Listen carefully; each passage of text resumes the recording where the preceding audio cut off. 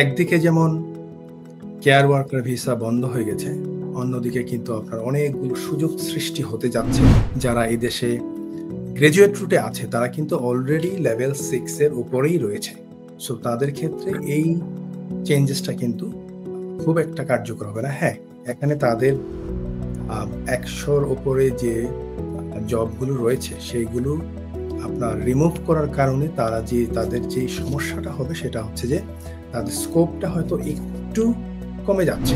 Temporary shortage লিস্টে কিন্তু বেশ কিছু পজিশন রয়েছে, যে পজিশনগুলোকে কিন্তু খুব ইজিলি আপনার রেস্টুরেন্ট বিজনেসের ক্ষেত্রে এগুলোকে আপনার খাপ খাওয়ানো যাবে।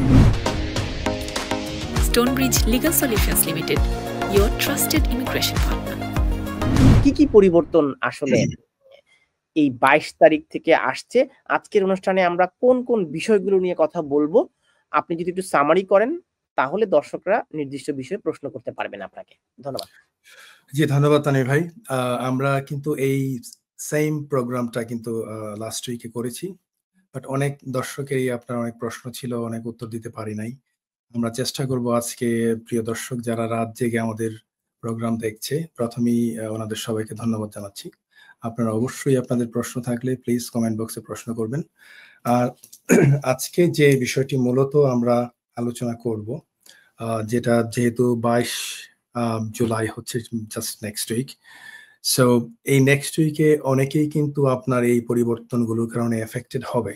সো অবভিয়াসলি আমরা এই বিষয়গুলো নিয়ে একটু বিস্তারিত আলোচনা করব, দর্শকদের প্রশ্ন নিব, এবং যে বিষয়গুলো নিয়ে আলোচনা করতে চাই তার মধ্যে আপনি জানেন যে অর্ধ শতাধিক আপনার নতুন সুযোগ যেমন সৃষ্টি হয়েছে শর্টেজ যে লিস্টটা রয়েছে, টেম্পোরারি শর্টেজ লিস্টের মাধ্যমে। এই বিষয়গুলি কিন্তু প্রিয় দর্শকরা অনেকেই জানেন না। আমরা চাই যে একদিকে যেমন কেয়ার ওয়ার্কার ভিসা বন্ধ হয়ে গেছে, অন্যদিকে কিন্তু আপনার অনেকগুলো সুযোগ সৃষ্টি হতে যাচ্ছে। সো আমরা প্রিয় দর্শকদেরকে এই বিষয়গুলো জানাতে চাই যে শুধুমাত্র আপনার প্রফেশনকে কেয়ার ভিসার মধ্যে লিমিটেড না করে আপনাদের কিন্তু এখানে অনেকগুলো প্রফেশন রয়েছে, অনেকগুলো পজিশন রয়েছে যেখানে আপনারা অত্যন্ত সহজে কম বেতনে আপনার যে কোনো একটা এমপ্লয়ার আপনাকে ইউকেতে আনতে পারবে। সো এই সুযোগগুলো নিয়ে আমরা একটু বিস্তারিত আলোচনা করব। এট দ্য সেম টাইম আমরা যে বিষয়টি আলোচনা করতে চাই সেটা হচ্ছে যে লক্ষাধিক আমার মনে হয় যে আপনার গ্রাজুয়েট রুটে রয়েছে এইরকম স্টুডেন্ট এবং তাদের স্পাউসরা রয়েছে, তারা কিন্তু এই 22শে জুলাই নিয়ে অনেকটা আতঙ্কিত এবং তারা নির্ঘুম দিন যাপন করছে। অনেকেই ফোন করছে যে সব আশা হয়তো শেষ হয়ে যাচ্ছে ইউকেতে থাকার। তো আমি ওনাদেরকে কিছু পজিটিভ কিছু দিতে চাই যে খুব একটা যে চেঞ্জেস আসছে ওনাদের ক্ষেত্রে সেটা না। যদিও স্কিলড লেভেল বাড়িয়েছে, বাট তারা কিন্তু অলরেডি যারা এই দেশে গ্রাজুয়েট রুটে আছে তারা কিন্তু অলরেডি লেভেল 6 এর উপরেই রয়েছে। সো তাদের ক্ষেত্রে এই চেঞ্জেসটা কিন্তু খুব একটা কার্যকর হবে না। হ্যাঁ, এখানে তাদের 100-র উপরে যে জবগুলো রয়েছে সেইগুলো আপনার রিমুভ করার কারণে তাদের যে সমস্যাটা হবে সেটা হচ্ছে যে তাদের স্কোপটা হয়তো একটু কমে যাচ্ছে, but at the same time অন্যান্য যে জবগুলো রয়েছে সেগুলোতে কিন্তু সুইচ করতে খুব একটা মানে বাধা হবে না ওনাদের জন্য। আরেকটা হচ্ছে যে স্যালারির যে ইয়েটা আপনার থ্রেশহোল্ডের যেটা বেড়েছে কিন্তু খুব একটা বেশি কিন্তু বাড়ে নাই।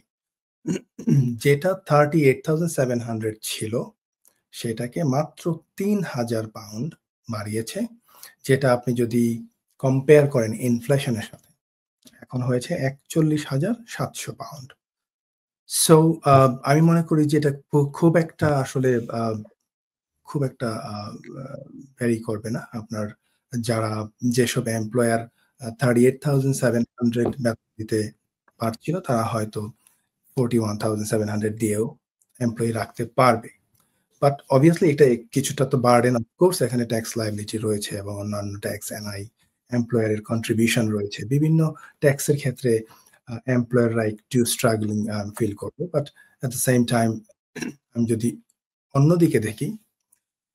অন্যদিকে যদি আমি একটু দেখি যে specially at the same time যারা গ্রাজুয়েশন করেছে বা যারা গ্রাজুয়েট রুটে রয়েছে অথবা যেটাকে আমরা পিএইচডব্লিউ বলছি, তাদের ক্ষেত্রে কিন্তু তারা স্টিল আপনার নিউ এন্ট্রান্ট রুটের যে ডিসকাউন্টটা যেটা আগে ছিল আপনার সাধারণত যারা আপনার যারা নিউ এন্ট্রান্ট না, তাদের জন্য যেমন ছিল 38,700 এবং যারা নিউ এন্ট্রান্ট তাদের জন্য কিন্তু ছিল আপনার বেতন 30,960, সো রাফলি 31K। তো তাদের ক্ষেত্রে কিন্তু আপনার ওই বেতনটাও একটু কম। যারা নতুন গ্রাজুয়েশন করে 22 আপনার জুলাইয়ের পরে যাবে, তাদের ক্ষেত্রে আপনার বেতনটা কিন্তু তারাও ডিসকাউন্টটা কিন্তু পাবে নিউ এন্ট্রান্ট হিসেবে। বেতনটা 30,960 থেকে এখন 33,400 হয়েছে, কিছুটা বেড়েছে, বাট স্টিল এটা কিন্তু রিজনেবল। এখন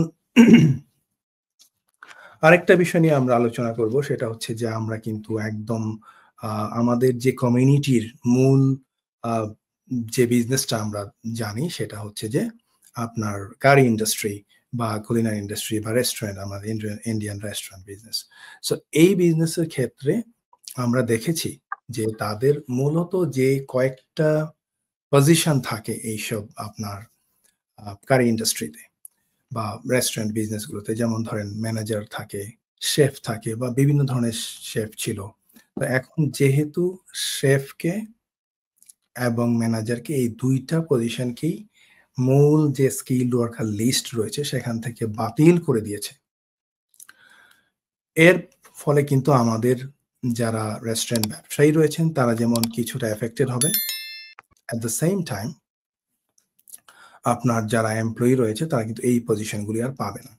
বাট আমি যে জিনিসটা নিয়ে আজকে একটু আলোচনা করতে চাই সেটা হচ্ছে যে টেম্পোরারি শর্টেজ লিস্টে কিন্তু বেশ কিছু পজিশন রয়েছে, যে পজিশনগুলোকে কিন্তু খুব ইজিলি আপনার রেস্টুরেন্ট বিজনেসের ক্ষেত্রে এগুলোকে আপনার খাপ খাওয়ানো যাবে বা এইসব পজিশন কিন্তু রয়েছে। তো সেইগুলো নিয়ে আলোচনা করব। তো আমি কিছুটা পজিটিভ দিতে চাই আমার প্রিয় দর্শকদের, কারণ নেগেটিভ শুনতে শুনতে প্রিয় দর্শকরা আসলে অস্থির হয়ে গেছে, তাদের ঘুম হারাম হয়ে গেছে। কিছু জিনিস যেগুলোতে জিনিস রয়েছে সেটাই আমরা আলোচনা করব।